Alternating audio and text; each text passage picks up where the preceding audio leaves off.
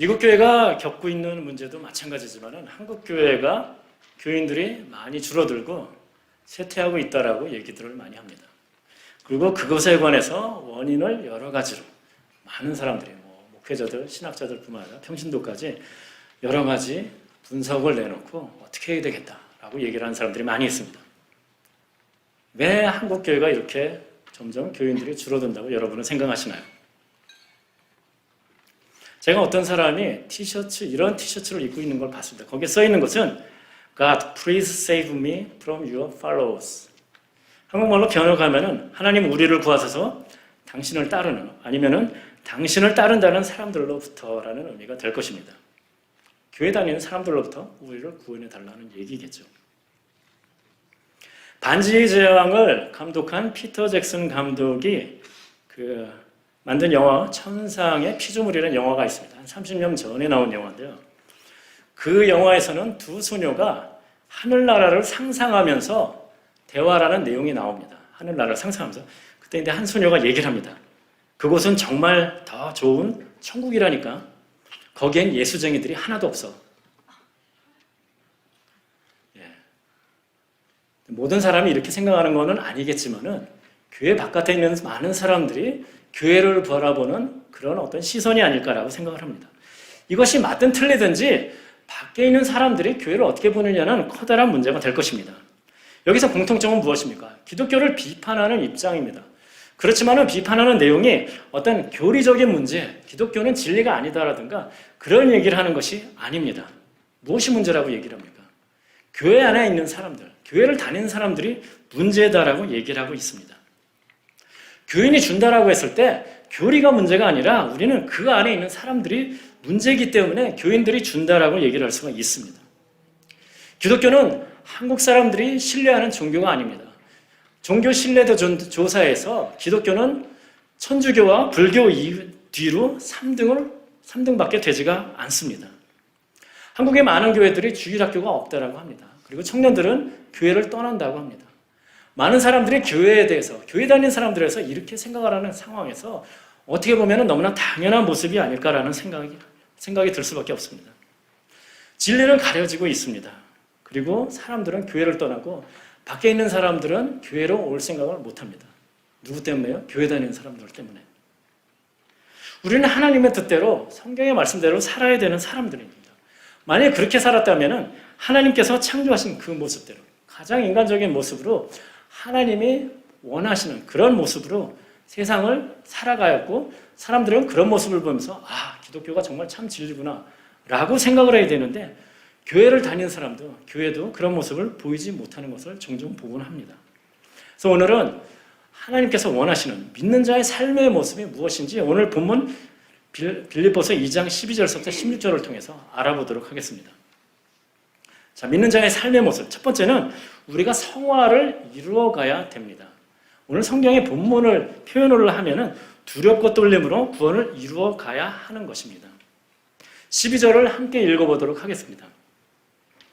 그러므로 나의 사랑하는 자들아, 너희가 나 있을 때뿐 아니라 지금 나 없는 때에도 항상 복종하여 두렵고 떨림으로 너희 구원을 이루라. 두렵고 떨림으로 구원을 이루라. 사실은 이 구절이 논란이 많이 되는 구절입니다. 그리고 특히 이단 같은 경우는 이 구절을 가지고서 봐라. 구원을 받기 위해서는 뭔가 너희들이 열심히 해야지만이 된다. 구원을 이루어야 된다라고 얘기를 합니다. 그런가요? 우리가 구원을 받는 것이 뭔가 열심히 노력하고 그런 과정을 거쳐야만이 구원을 받는 것인가요? 교회를 오래 다니시는 분들은 또 그리고 구원을 받은 분들은 다 아실 것입니다. 절대로 그렇지가 않습니다. 바울은 얘기합니다. 에베소서 2장 8절에서 너희는 그 은혜에 의하여 믿음으로 말미암아 구원을 받았으니 이것은 너에게서 난 것이 아니요 하나님의 선물이라. 구원은 어떻게 받습니까? 은혜로, 선물로. 선물이라는 건 무엇입니까? 내가 뭔가를 했기 때문에 받는 것이 아니라 그냥 거저 받는 것을 얘기를 하는 것입니다. 무엇을 통해서요? 믿음으로만이라는 것이죠. 그렇기 때문에 이 믿음이라는 것은 우리가 구원을 받는다는 것은 과정이 아니라 일회성, 단 한 번에 이루어지는 것입니다. 그리고 우리가 그렇게 구원을 받았을 때는 그 구원을 잃어버리지도 않습니다. 즉 구원을 받았다가 잃어버렸기 때문에 다시 구원을 얻기 위해서 노력해야 되는 것도 아니라는 것입니다. 물론 구원을 받은 사람도, 진정으로 구원을 받은 사람도 여러 가지 유혹이 있기 때문에, 또 뭐 사탄의 유혹 때문에 죄를 짓는 가운데 있을 수도 있습니다. 그렇지만은 그런 믿는 사람이 진정으로 믿었다면은 구원을 잃어버리지는 않습니다. 그 전형적인 예가 다윗을 통해서 알 수가 있을 것입니다. 그는 하나님의 마음에 합한 사람이라는 얘기를 들었은 사람입니다. 그렇지만 그는 남의 아내를 취하였고 결국 그것을 덮기 위해서 권력형 어떤 그 살인죄까지도 범한 사람입니다. 엄청난 죄를 지었죠. 그렇지만은 그 사람은 구원을 받은 사람입니다. 베드로도 마찬가지죠.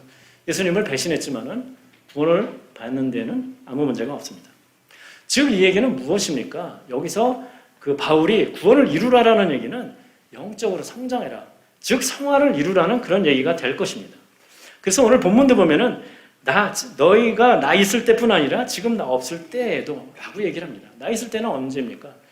빌립보 교회를 찾아가서 복음을 전하고 교회를 세웠을 때입니다. 지금은 교회를 자기가 떠나와서 편지를 쓰는 입장에 있습니다. 좀 오랜 기간이 있죠. 단 일회성, 믿음으로만 구원을 받는 사람이 구원을 점진적으로 이루어야 된다라고 얘기를 하는 것이 아니라는 것을 알 수가 있습니다. 여기서는 구원을 완성하라, 성화를 이루어라라는 그런 얘기인 것입니다. 그래서 영어 성경도 보면 모든 성경에 work for your salvation이라고 나와 있지가 않습니다. 구원을 위해서 네가 뭔가를 해야 되는 것이 아니니까 work out their salvation이라고 얘기를 합니다. 즉 구원을 완성해 가야 된다라는 그런 의미가 될 것입니다. 우리는 구원을 받으면 영적 아기로 태어납니다. 영적 아기로 태어났다는 것, 즉 아기입니다. 육적인 아기도 그 성장해가지고 어른이 돼야만이 사회의 일원으로서 뭔가 일을 할 수가 있습니다. 영적 아기도 마찬가지입니다. 우리가 하나님의 일을 하기 위해서는 영적으로 성장해야만이 하나님의 일을 제대로 할 수 있습니다. 물론 여러분들이 주위에 많이 보실 것입니다. 구원받고 금방 얼마 영적으로 성장 안 하는 사람들도 교회를 하는 경우들을 많이 볼 수가 있습니다. 더 나아가서는 아직 구원받지도 않은 사람들은 교회를 하는 경우를 많이 볼 수가 있습니다. 그러면 어떤 일이 벌어집니까? 힘들고 여러 가지 지치고 그걸 하다가 뭐 싸움도 일어나고 뭐 욕도 먹고 욕도 하고 뭐 여러 가지 우리가 교회에서 일어나는 여러 가지 그 나쁜 그런 것들은 어떻게 보면은 그런 영적 성장이 일어나지 않은 사람들을 통해서 일어나는 것인지도 모르겠습니다. 여기서 구원을 이루라는 것은 간절하게 베드로가 여러분에게 얘기를 하는 것입니다. 성화를 이루어야 된다는 것입니다. 성화는 여기서 원문을 기준으로 하면 진행형으로 나타내는 것입니다. 즉 우리가 죽을 때까지 끝까지 성화의 과정을 갈 수밖에 없다는 것입니다. 천국에 왔을 때 우리는 완전한 성화를 이루게 되는 것입니다. 그리고 그 성화를 이루는 방법은 두렵고 떨림으로 하라라고 얘기를 하고 있습니다. 이렇게 두렵고 떨림으로 하라는 얘기는 우리가 새로 구원을 받았을 때는 영적으로 아기로 태어났기 때문에 계속 성장해야 된다라는 그런 의미를 얘기를 하는 것입니다. 그리고 더 나아가서는 우리가 죄인이기 때문에 우리가 영적으로 능력이 없다라는 것, 즉 겸손해야 된다. 성화를 이루기 위해서 노력해야 된다는 그런 겸손한 마음으로 해야 된다는 얘기가 될 것입니다. 많은 사람들은 교회를 다니면서 예배를 드리고 봉사를 하고 헌금을 하면서 나는 적어도 괜찮은 신자야. 그리고 나는 적어도 성화를 조금씩은 이뤄가는 사람이다라고 얘기를 하는 경우가 많이 있습니다. 맞나요? 맞을 수도 있습니다. 당연한 얘기지만. 그렇지만은 영적 성장 없이도 우리가 얼마든지 예배를 드리고 봉사를 하고 헌금을 할 수가 있습니다. 믿음이 없는 사람도 할 수가 있습니다. 사실은. 우리는 성화라는 것은 단순히 뭔가를 하는 것이 문제가 아니라 우리가 어떠한 삶을 사느냐라는 것이 될 것입니다. 내 생각, 내 뜻대로, 내 욕심대로 사는 것이 아니라 하나님의 뜻대로 하나님이 원하시는 그런 삶을 사는 것이 성화에 되는 것이고 진정한 하나님의 자녀로서의 삶이 될 것입니다. 그래서 오늘 본문에는 빌립보서 1장 27절에도 보면은 바울이 이렇게 얘기를 합니다. 오직 너희는 그리스도의 복음에 합당하게 생활하라. 지금 무엇입니까? 그리스도의 복음에 맞게 그리스도인답게 말씀대로 살아라는 그런 얘기가 될 것입니다. 그리고 더 나아가서 오늘 본문에서 뭐라고 얘기했습니까? 나 있을 때 그게 본문에 그 원어를 정확히 지금 그 단어를 다 번역을 안 해서 그런데 나 있을 때는 너희가 잘했는데 나에 없을 때는 또 잘해라. 잘 못하는 것 같다라는 그런 얘기를 뉘앙스로 얘기를 하는 것입니다. 바울이 소문에 들었겠죠. 이 사람들이 나 있을 때는 잘했는데 잘 못하는구나. 그렇기 때문에 이런 편지를 쓰면서 제발 좀 잘 좀 해라 라고 인데 권면에 편지를 쓴 것입니다. 현대 교인들의 모습은 어떻습니까? 우리가 그 주일날은 거룩한 모습으로서 여러분 서로에게 사랑의 모습을 나타내고 있지만은 그 밖에서 살 때는 어떻습니까? 혹시 우리도 세상 사람과 똑같이 욕심을 부리고 그 화내고 또 거짓말도 하고 아니면 불법을 저지르고 그렇게 살지는 않습니까? 우리의 모습이 주일날 교회에서의 모습과 그리고 밖에서의 모습이 같아야 됩니다. 물론 하나님께서 우리에게 주신 달란트가 있기 때문에 일을 하는 모습으로서 공부하는 학생으로서 모습이 있지만은 우리의 기본적인 가치관이나 생각이나 삶의 모습은 기본적으로는 주일이 되든지 간에 아니면 사람들이 보지 않는 주중에도 똑같아야 되는 것입니다. 그런데 잘 안 되죠. 예, 저도 그렇게 잘 되는 사람은 아닙니다. 앞에서 이렇게 얘기를 한다고 해서 잘 되는 사람은 아닙니다. 예. 그러면 어떻게 해야 될까요? 13절을 함께 읽어보도록 하겠습니다. 너희 안에서 행하시는 이는 하나님이시니 자기의 깊으신 뜻을 위하여 너희에게 소원을 두고 행하게 하시니라. 예, 이렇게 하라라고 명령한 다음에 너희 안에서 행하시는 이는 누구세요? 하나님이십니다. 그리고 행하게 하신다라고 얘기를 해주십니다. 즉 내 힘으로 하는 게 아니라 우리가 구원을 받을 때뿐만 아니라 성화의 과정에서도 우리가 하나님의 힘과 능력을 힘입어서 그 성화를 더 믿음이 좋아지고 하나님 뜻대로 사는 것을 이루어야 된다는 것입니다. 내 힘으로 할 수가 없는 것입니다. 내 힘으로 할 수 없는 건데 그럼 나보고 뭘 어쩌라는 거냐라고 할지 모르지만 구원받을 때도 마찬가지이고 성화를 이룰 때도 마찬가지입니다. 적어도 내가 구원을 받겠다 또는 성화를 이루겠다는 그런 마음이 있어야 됩니다. 그 마음에 거슬려 가지고 하나님께서 억지로 여러분이 구원받기 나는 싫어 라고 하는데 억지로 여러분을 구원받게 만드시지도 않고 성화를 이루게도 하지가 않습니다. 즉 여러분 마음속에 내가 정말 하나님의 말씀대로 살아야 되겠다는 그런 마음이 있을 때 그런 쉽지가 않은 일들도 할 수 있게끔 힘을 주신다는 그런 얘기입니다. 우리는 기도를 통해서 성령님과 함께 하나님과 함께 이 성화를 이루어 가야 될 것입니다. 그래서 우리의 기도가 뭘 주십시오 만의 기도가 아니라 당연히 연약한 인간으로서 그런 기도도 필요하지만 그런 기도가 아니라 내가 정말 이것이 하나님의 뜻이 맞는다라고 생각하는데 나는 그걸 하면 여러 가지 불이익도 있을 것 같고 힘들고 어렵습니다 라고 할 때 그걸 할 수 있는 힘을 주시옵소서라고 우리가 하나님 앞에 기도를 해야 될 것입니다. 그렇게 하나님께 기도할 때 하나님께서는 우리가 성화를 이룰 수 있는 하나님이 원하시는 일을 할 수 있는 능력을 주십니다. 그래서 우리는 그 믿는 사람의 삶의 모습 첫 번째는 성화를 이루는 삶을 살아야 될 것입니다. 두 번째, 믿는 사람의 삶의 모습은 세상 가운데서 빛을 발해야 됩니다. 앞에는 성화를 이루라라고 해서 어떻게 보면 선언적인 얘기를 했는데 여기서는 이제 좀 더 구체적인 얘기를 합니다. 14절을 함께 읽어보도록 하겠습니다. 모든 일을 원망과 시비가 없이 하라. 원망과 시비.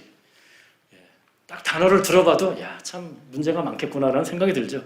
인간관계에서 교회 내에서 여러 가지 문제가 있을 때 다 이런 이유 때문에 일어납니다. 분열이 시작되고 싸움의 원인이 되는 것입니다.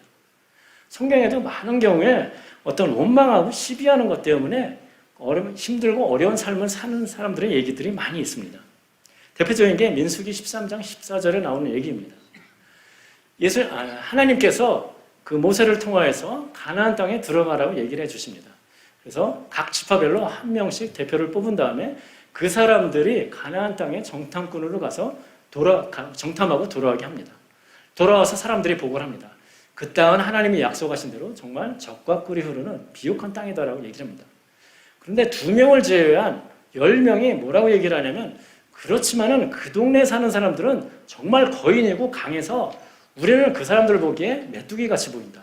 우리는 가면 분명히 죽을 것이다.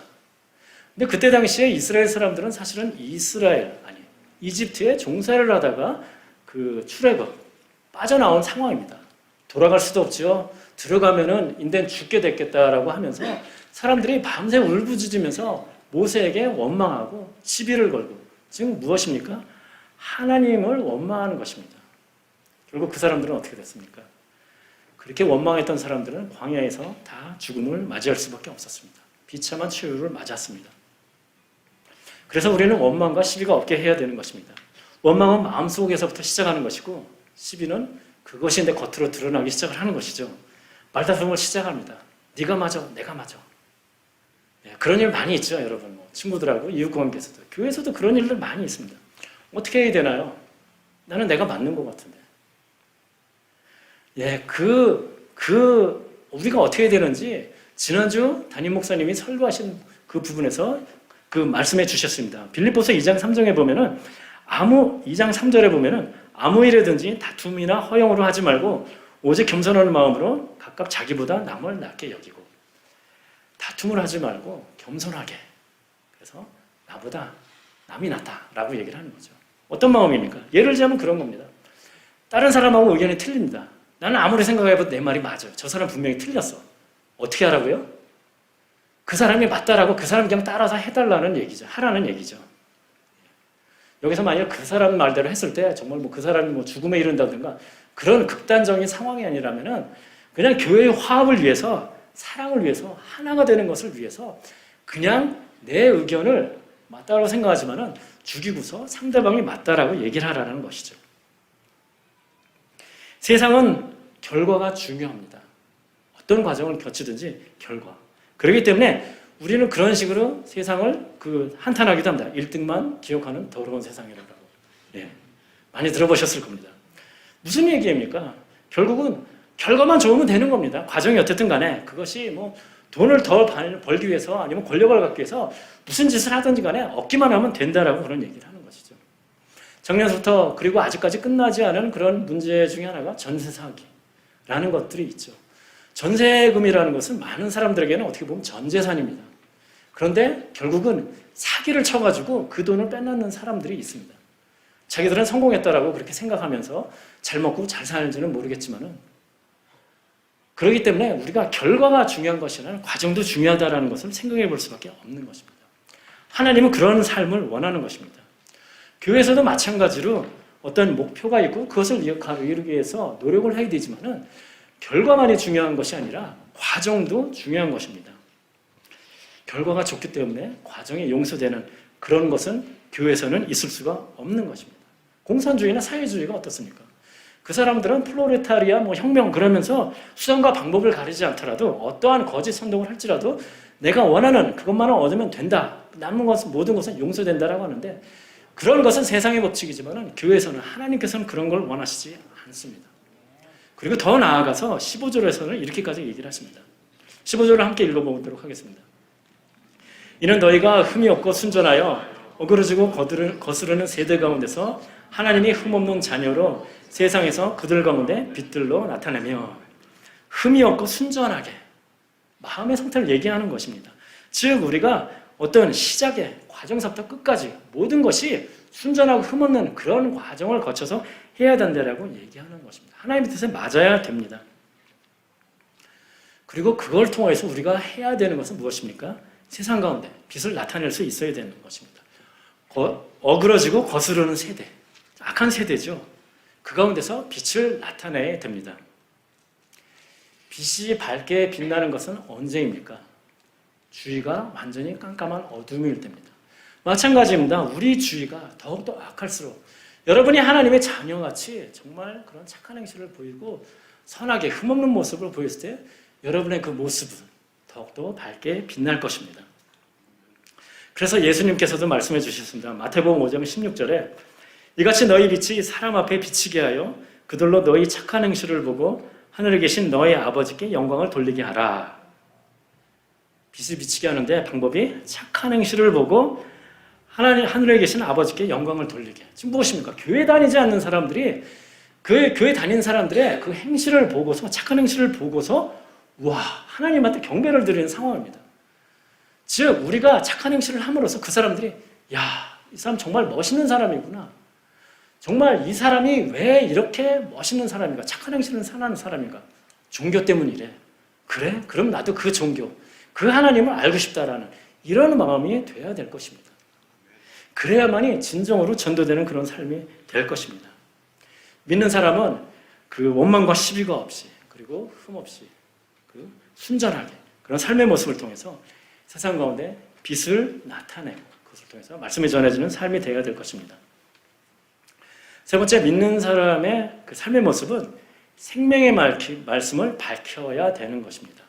생명의 말씀을 사람들이 알게 해야 됩니다. 16절을 함께 읽어보도록 하겠습니다. 생명의 말씀을 밝혀 나의 다름질이 헛되지 아니하고 수고도 헛되지 아니하므로 그리스도의 날에 내가 자랑할 것이 있게 하려 함이라. 생명의 말씀을 밝혀라. 그래서 마지막 날에, 아니 그리스도의 날에 내가 자랑할 것이게 해달라고 바울이 간곡하게 부탁을 하고 있습니다. 생명의 말씀을 밝힌다는 것은 사람들이 그 생명의 말씀을 알게끔 해야 된다는 것이죠. 지금 무엇입니까? 전도라는 의미가 되죠. 복음을 전해야 되는 것입니다. 예수님께서 마지막 지상명령으로도 복음을 전하라고 얘기를 해주셨습니다. 그래서 마태복음 28장 19절 20절에도 그러므로 너희는 가서 모든 민족을 제자로 삼아 아버지와 아들과 성령의 이름으로 세례를 베풀고 내가 너희에게 분부한 모든 것을 가르쳐 지키게 하라. 성령의 이름으로 세례를 베풀어라. 복음을 전하라는 그런 얘기가 됩니다. 여러분들 전도를 많이 하시죠. 전도를 할 때 여러분이 당신은 죄인입니다. 그리고 예수님이 하신 일은 무엇이고 그것을 믿어야만 구원을 받습니다.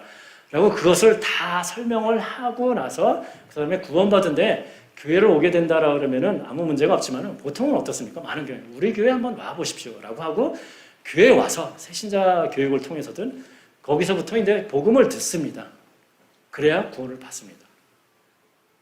근데 교회를 와야죠. 사람들이 교회 다니는 사람들한테 실망하고 교회 자체를 오질 않는데 복음을 전할 방법이 없습니다, 사실은. 예. 한국 교회가 사퇴한다고 여러 가지 걱정을 하는데 요즘의 목회자들이 과거보다 더 그 전도를 위해서 노력을 안 합니까?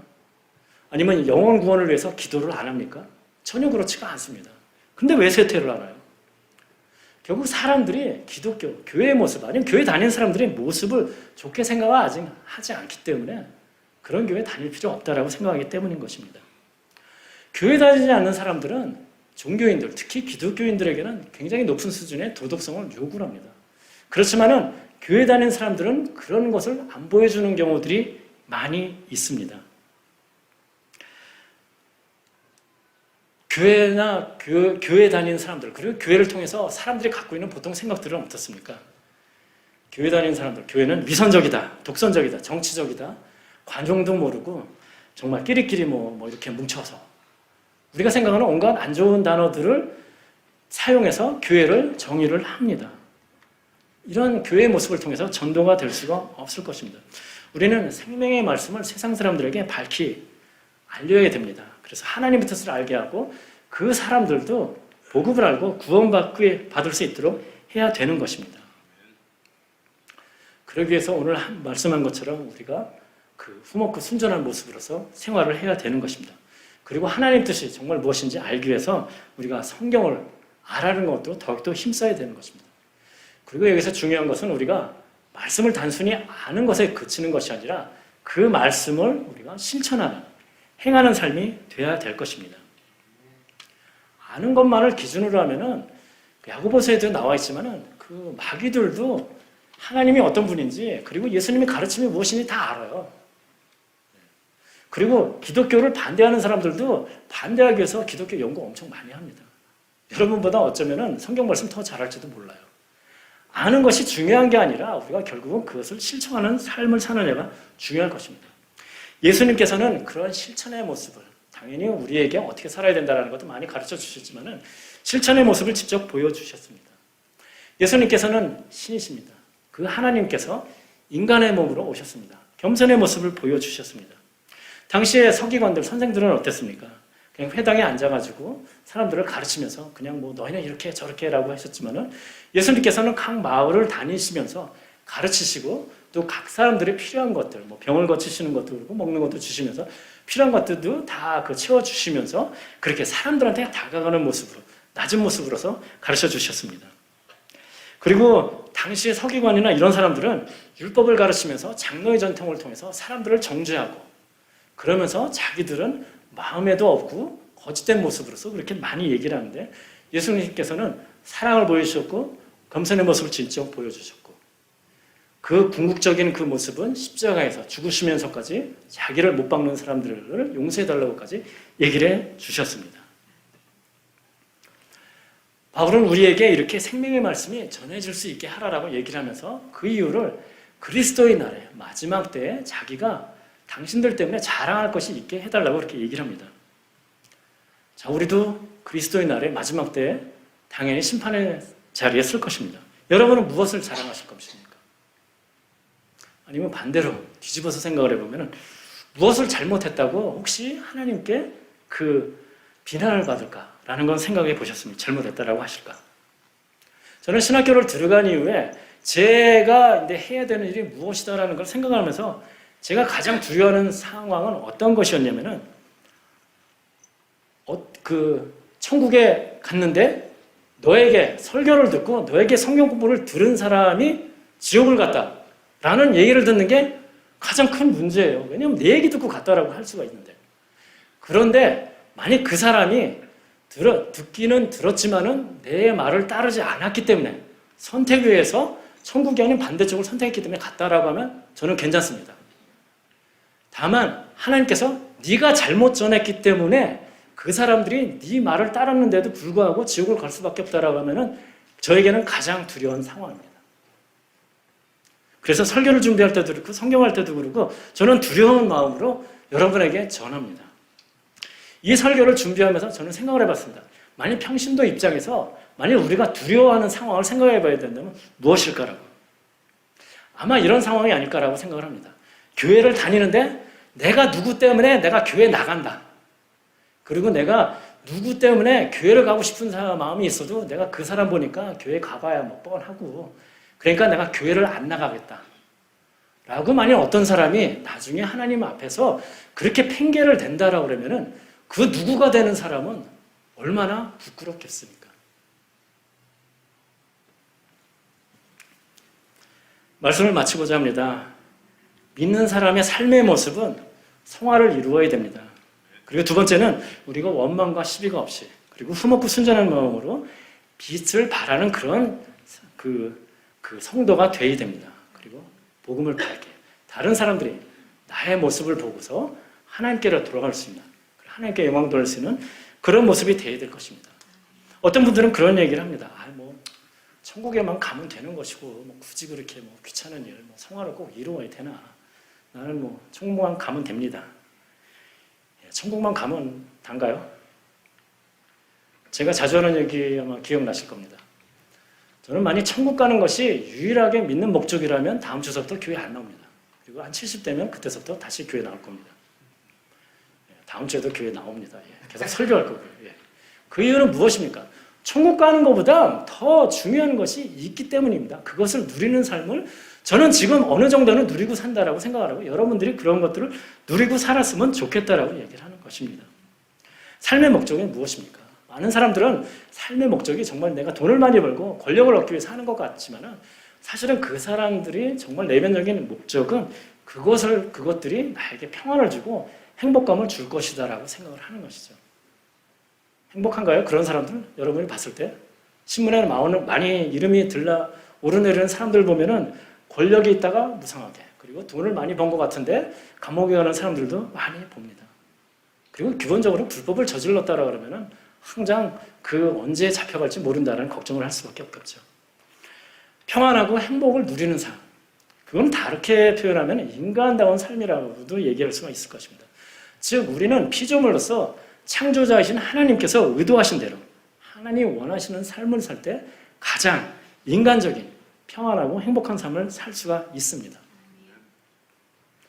어떤 신학자가 이렇게 얘기했습니다.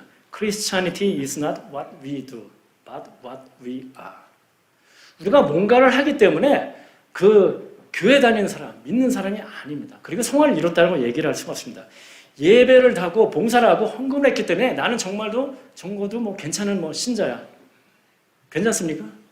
충분해요? 예배, 봉사, 헌금. 이 동네 몰몬교회 사람들 얼마나 열심히 하는지는 아시죠?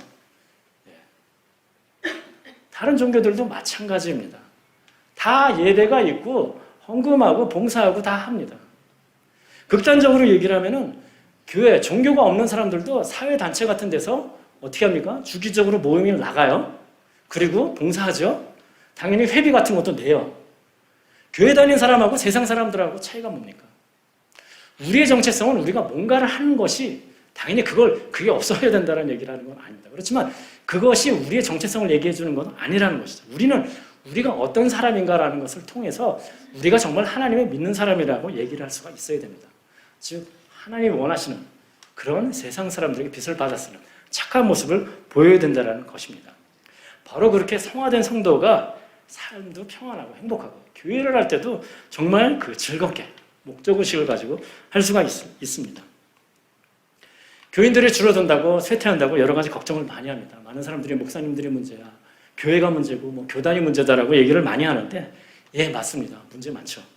그렇지만은 나 자신은 어떤지를 스스로 돌아봐야 될 것입니다. 나는 정말 하나님의 말씀대로 잘 사는 사람인가? 나의 삶을 보는 사람들이 저 사람은 정말 멋있는 그 교회 다니는 사람이다, 기독교인이다라고 생각을 하는 것인지 생각을 해봐야 될 것입니다. 정말 우리는 성화된 모습을 통해서 세상의 도덕적인 표준을 제시해야 될 것입니다. 어두운 세상에 빛으로 밝게 빛나야 될 것입니다. 이렇게 설교하는 저도 갈 길 먼 사람입니다. 성화는 과정이라고 그랬죠. 그렇지만 적어도 우리가 가야 되는 길은 어떤 건지는 알고 적어도 노력을 해야 될 것입니다. 영적 악에서 머물러서 그냥 그렇게 무기력하고 힘없이 그렇게 사는 모습이 아니 되어야 될 것입니다. 하나님께서는 여러분에게 성화를 이루기를 원하십니다. 그래서 여러분들의 그런 성화된 모습, 흠없고 시비나 원망이 없는 그런 모습을 통해서 정말 하나님의 일을 하고 하나님께 영광 돌리는 그런 모습이 되기를 원합니다. 여기는 모든 분들, 믿는 분들도 있고 믿지 않는 분들도 있겠지만 믿지 않는 분들은 꼭 믿음의 그 과정으로 가시기 바라고, 믿는 분들, 여러분의 성화의 단계는 여러 단계 있겠지만 여러분들이 더욱더 성화된 모습을 통해서 하나님의 일을 하고 기쁘게 행복한 삶을 사는 여러분이 되시기를 주님의 이름으로 축복합니다. 사랑의 하나님, 오늘 말씀을 통해서 믿는 사람이 정말 어떤 모습을 보여야 되는지를 생각해 봤사옵니다. 우리가 세상은 악하다고 하는데 그렇게 욕을 하면서 우리 자신의 모습도 밖에서 봤을 때는 똑같은 모습이 아닌지 우리가 돌아보길 원하옵나이다. 하나님께서는 믿는 자로서 정말 인간다운 그리고 선한 모습, 영향력을 미치는 삶을 살기를 원하는데 세상 사람과 똑같은 목적과 그런 과정을 밟으면서 살지는 않사옵나이까. 우리가 변하기를 원합니다. 성화되기를 원하옵나이다. 그리고 우리가 그것이 힘든 것은 알지만은 하나님께서 원하는 마음이 있으면은 우리를 도와주신다고 했사오니 우리가 간절한 마음으로서 더욱더 하나님의 뜻대로 살아가는 것을 구할 수 있도록 하여 주시옵소서. 그래서 성화된 모습을 통해서 주님의 일을 할 때도 그리고 세상 밖에서도 많은 사람들이 우리를 보고서 우리의 모습을 보고서 정말 그런 나의 삶을 변화되게 하는 그런 기독교, 하나님을 알고 싶다라고 하면서 주 교회에 오고 하나님께 찬양을 드리는 그러한 놀라운 일들이 있을 수 있도록 하여 주시옵소서. 예수님 이름으로 기도드렸습니다. 아멘.